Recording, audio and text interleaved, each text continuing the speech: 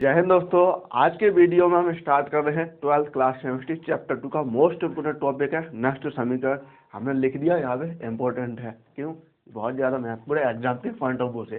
तो यहाँ पे लिखा है, देखिए, नष्ट समीकरण। जो नष्ट वैज्ञानिक थे उन्होंने एक समीकरण स्थापित किया जिसे नष्ट समीकरण कहते हैं।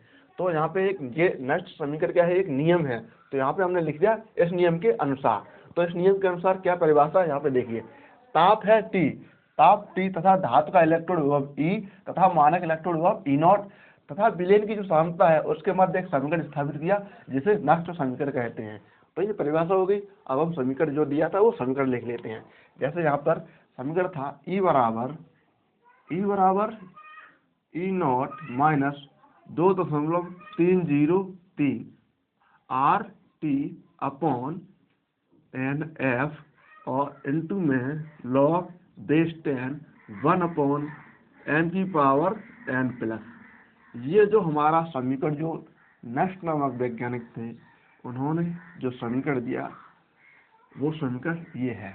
इसमें समीकरण क्या था, ताप T है तो ताप T है, तो धातु का इलेक्ट्रॉन विभव E, धातु का इलेक्ट्रॉन विभव E तथा मानक इलेक्ट्रॉन विभव E0, मानक इलेक्ट्रॉन विभव E0 तथा विलयन की सांद्रता, विलयन की सांद्रता ये m की जो सांद्रता है तथा उसके समीकरण दिया जिसे नष्ट समीकरण कहते हैं। यहाँ पे क्या क्या है जो सिंबल है उनका नाम लिख लेते हैं। जैसे जहाँ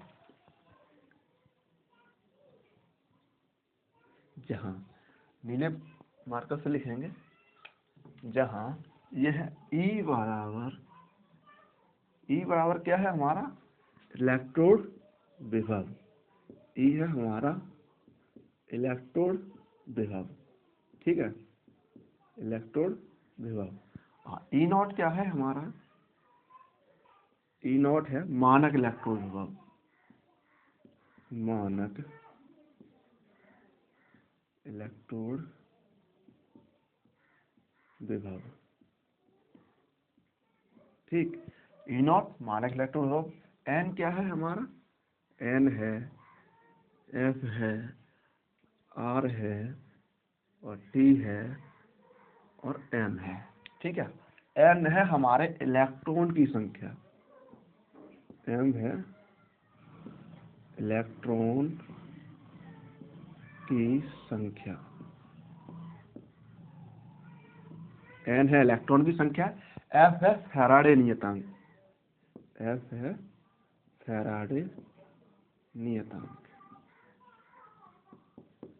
फैराडे नियतांक। इसका मान कितना होता है 96,500 कूलम, ठीक। इसका मान होता है 96,500 कूलम, ठीक। R है हमारा गैस नियतांक, R है गैस नियतांक, गैस नियतांक है तो इसका भी मान होगा। तो इसका मान कितना होता है 8.31, ठीक। और T क्या है हमारा, T है हमारा परम ताप, परम ताप, परम ताप, परम ताप है तो ये हो जाएगा 298 केल्विन, 298 केल्विन, ठीक है। M क्या है, M है हमारी यहाँ पर धातु की सांद्रता, धातु की सांद्रता, सांद्रता को M से, M यहाँ पे मोलरता भी लिख सकते हैं, क्यों?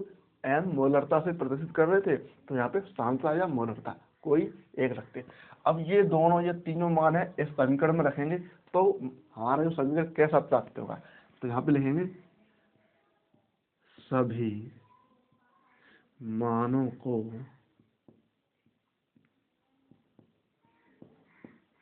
समीकरण, इसे हम एक मान लेते हैं, ठीक है, समीकरण एक में रखने पर,